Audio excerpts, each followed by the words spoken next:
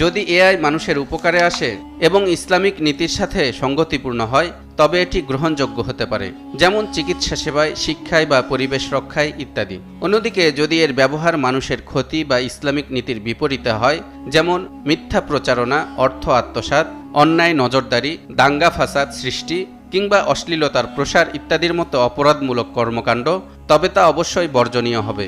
মহান আল্লাহ বলেন, কুনতুম খায়রা উম্মাতিন উখরিজাত লিন্নাস তা'মুরুনা বিল মা'রুফি ওয়া তানহাউনা আনিল মুনকারি ওয়া তু'মিনুনা বিল্লাহ।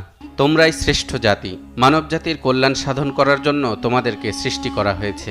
তোমরা মানুষকে সৎ কাজের আদেশ দেবে এবং অসৎ কাজ থেকে বিরত রাখবে, আর আল্লাহকে দৃঢ়ভাবে বিশ্বাস করবে।